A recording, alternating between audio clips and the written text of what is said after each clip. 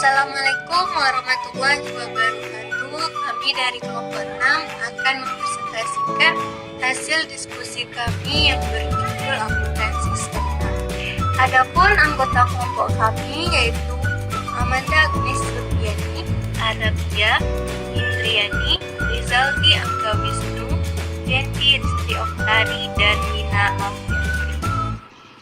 Setelah kita masuk kepada materi yang pertama, sebelum kita masuk pada pembahasan, kita harus mengenal terlebih dahulu apa itu akuntansi keuangan syariah. Nah, konsep dasar akuntansi keuangan syariah ini memiliki peranan yang sangat penting dalam pengambilan keputusan ekonomi suatu perusahaan.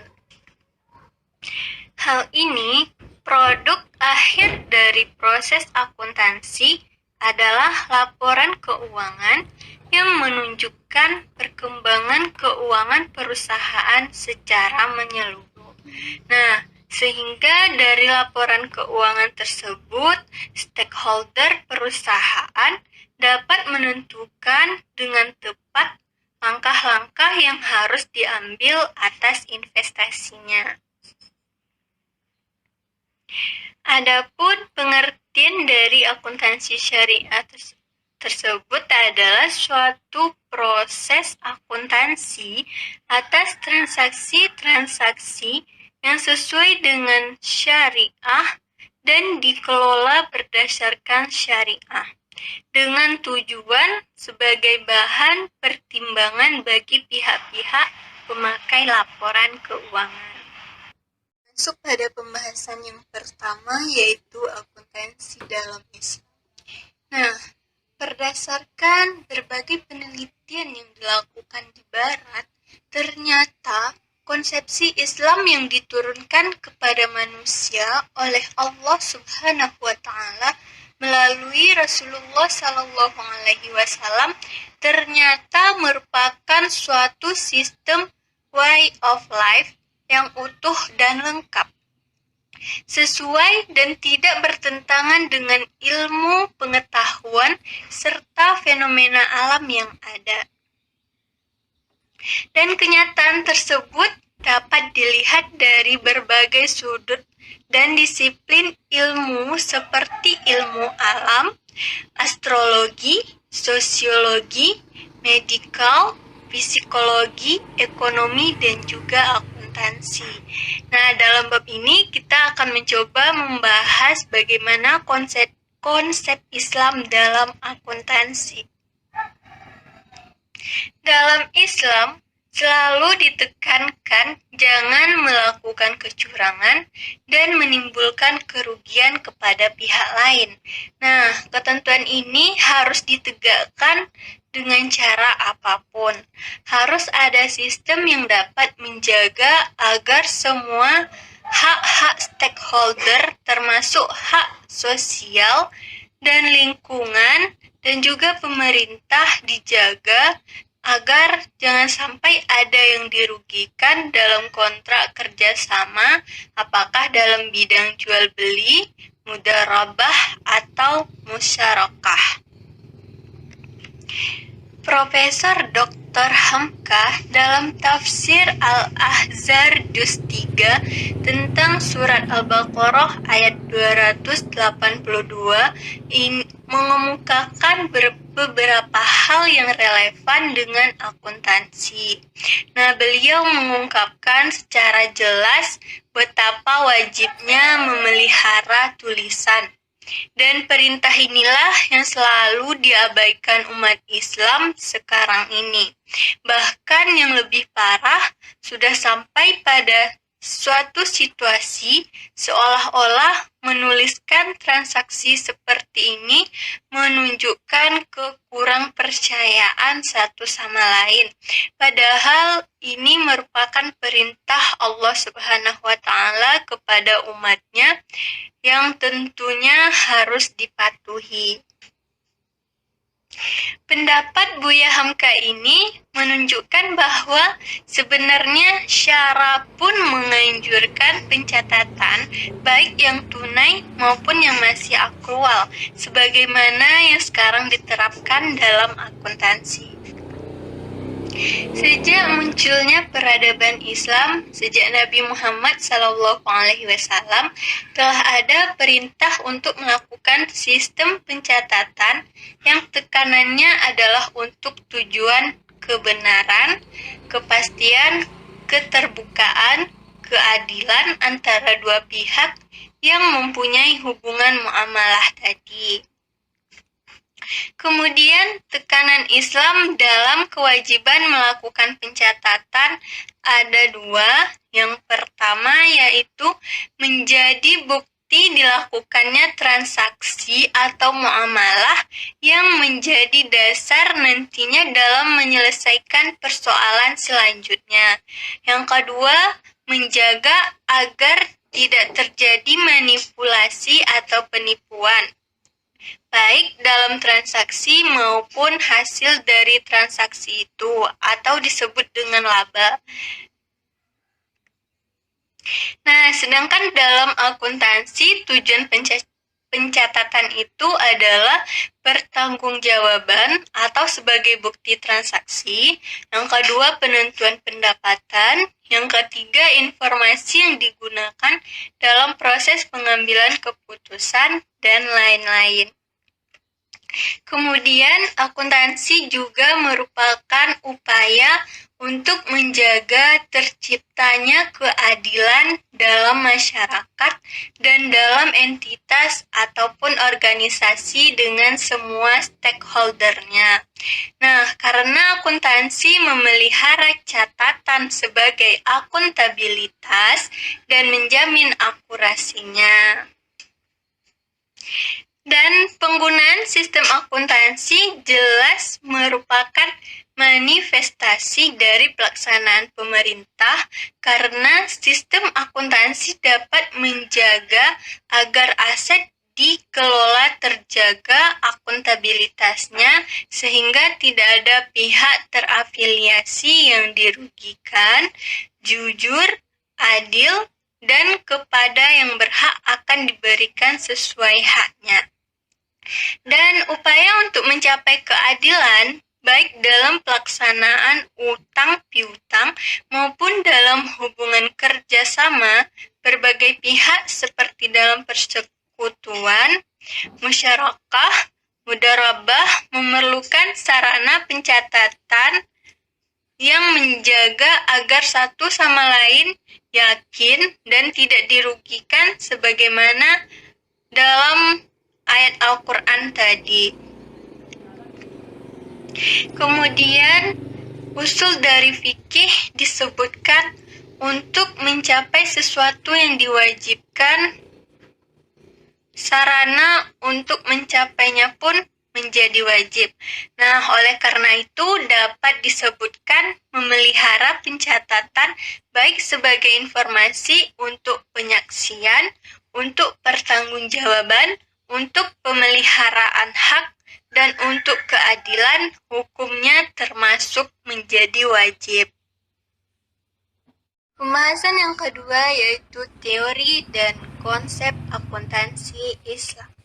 Nah, kerangka teori akuntansi kapitalis memerlukan waktu berpuluh-puluh tahun sehingga sampai pada kerangka konseptual akuntansi, dan itu dilakukan tidak kurang dari 5 studi dan beberapa kali perbaikan. Gambling dan Karim mengemukakan tentang konsep akuntansi Islam itu lahir dari yang pertama itu dari masyarakat Islam, turun kepada ekonomi dan manajemen Islam, kemudian menjadi teori akuntansi Islam, dan akhirnya menjadi praktik akuntansi Islam.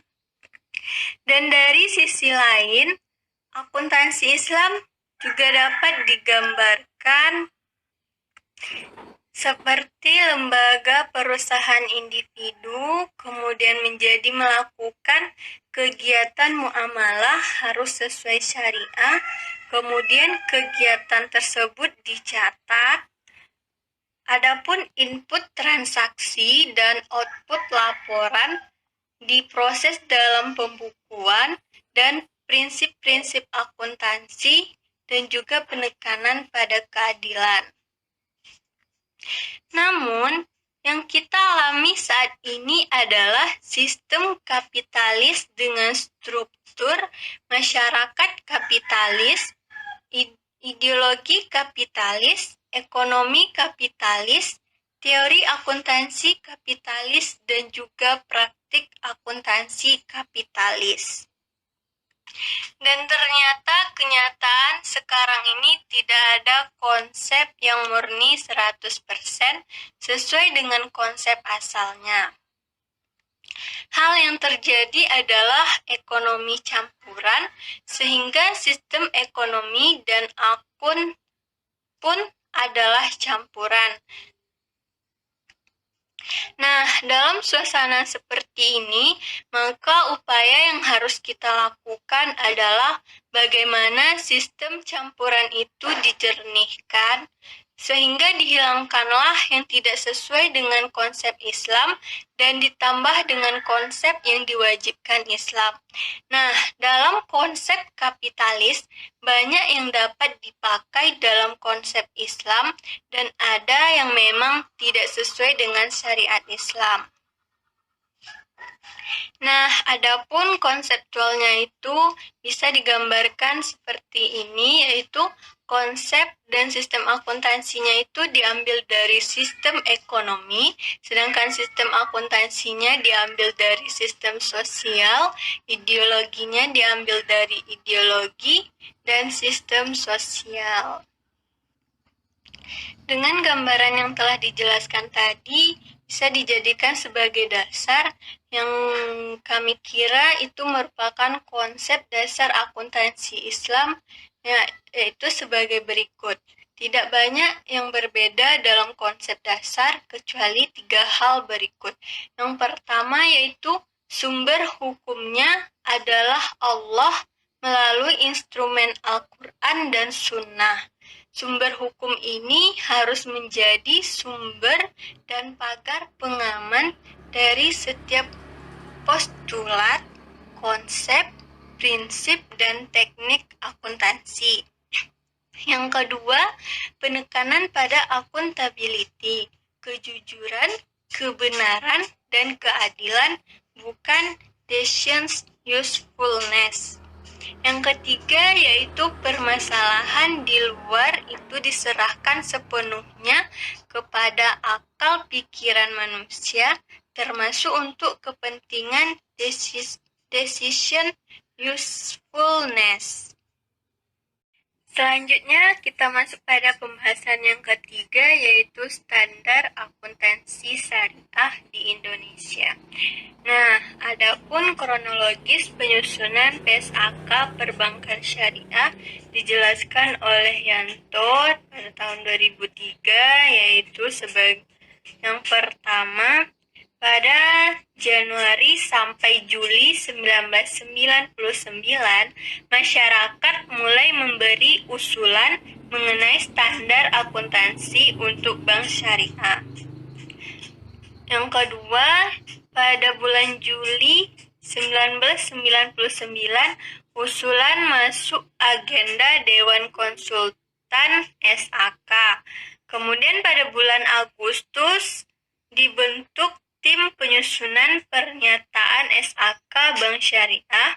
Pada bulan Desember 2000, tim penyusunan menyelesaikan konsep exposure draft dan pada tanggal 1 Juli 2001, exposure draft disahkan mengenai kerangka dasar penyusunan dan penyajian laporan keuangan bank syariah dan PSAK akuntansi perbankan syariah. Pada tanggal 1 Mei 2002, pengesahan kerangka dasar penyusunan dan penyajian laporan keuangan bank syariah dan PSAK akuntansi perbankan syariah. Pada tanggal 1 Januari 2003, mulai berlaku kerangka dasar penyusunan dan penyajian laporan keuangan bank syariah dan PSAK akuntansi syariah. PSAK 59 dikhususkan untuk kegiatan transaksi syariah hanya di sektor perbankan syariah. Nah, ini sangat ironis karena ketika itu sudah mulai menjamur entitas syariah selain dari perbankan syariah seperti asuransi syariah, pegadaian syariah, dan koperasi syariah. Maka, seiring tuntutan akan kebutuhan akuntansi untuk entitas syariah yang lain, maka Komite Akuntansi Syariah Dewan Standar Akuntansi Keuangan atau dapat disingkat dengan KAS DSAK menerbitkan 6 pernyataan standar akuntansi keuangan atau PSAK bagi seluruh lembaga keuangan syariah yang disahkan pada tanggal 27 Juni 2007 dan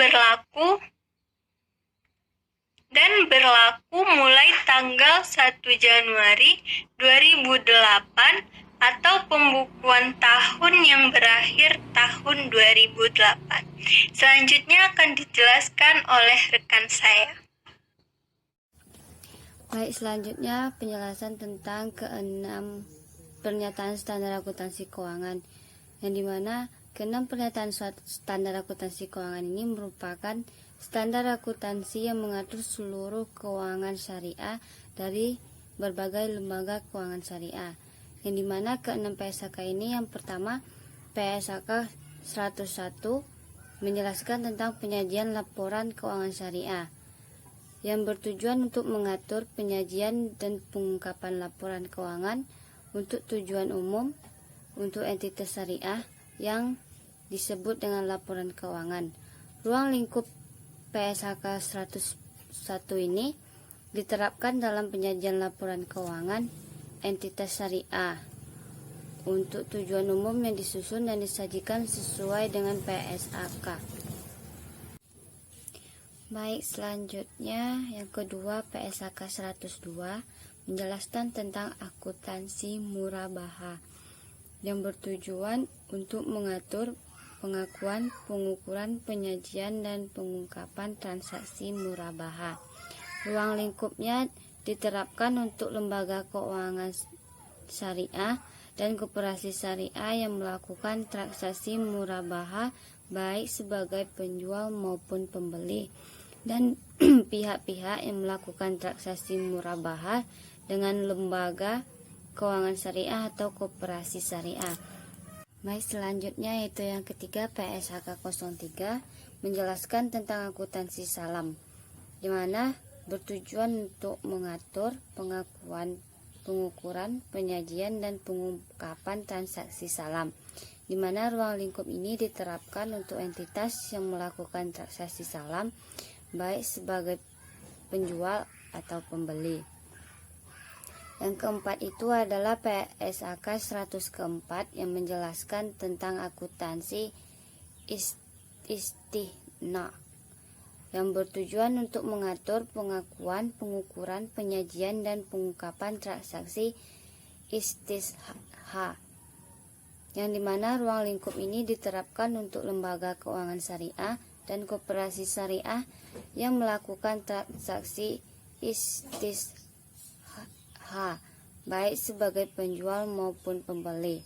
Istihah ini adalah akad jual beli dalam bentuk pemesanan pembuatan barang tertentu dengan kriteria dan persyaratan tertentu yang disepakati antara pemesan atau penjual. Baik, yang kelima yaitu PSAK 105 yang menjelaskan tentang akuntansi mudharabah yang dimana bertujuan untuk mengatur pengukuran, penyajian, dan pengungkapan transaksi mudharabah, yang dimana ruang lingkupnya diterapkan untuk entitas yang melakukan transaksi mudharabah, baik sebagai pemilik dana maupun pengelola dana. Yang keenam itu PSAK 106 yang menjelaskan tentang akuntansi musyarakah, yang mana bertujuan untuk mengatur pengakuan, pengukuran, penyajian, dan pengungkapan transaksi musyarakah. Ruang lingkupnya yaitu diterapkan untuk entitas yang melakukan transaksi musyarakah. Pernyataan ini tidak mencakup pengaturan perlakuan akuntansi atau obligasi syariah yang menggunakan akad musyarakah.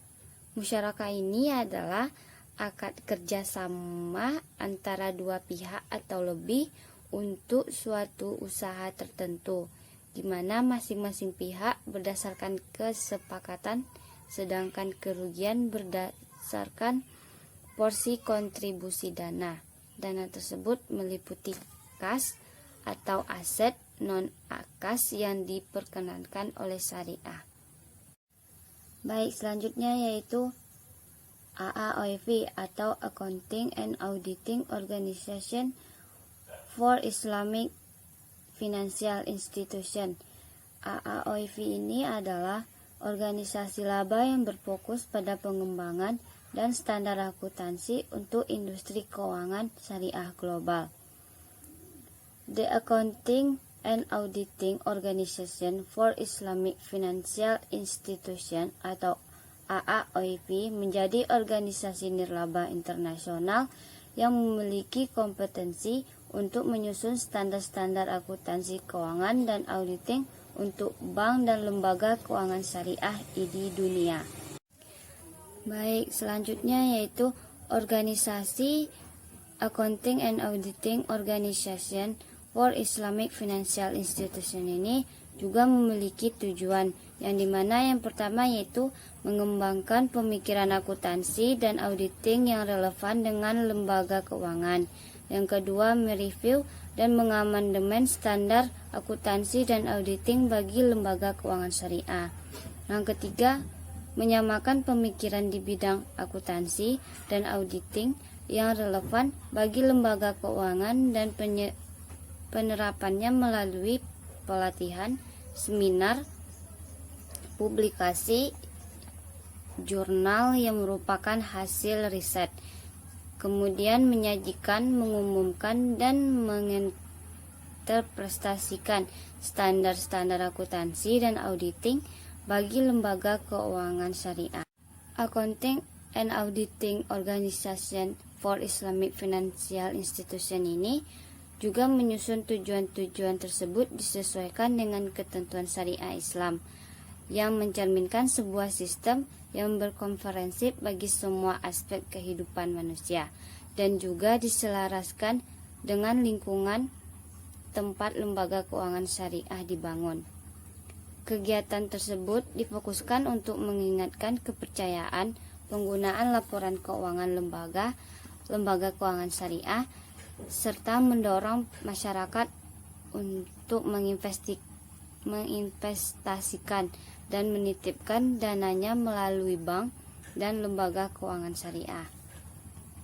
Baik, selanjutnya yaitu standar akuntansi perbankan syariah, Accounting and Auditing Organization for Islamic Financial Institution.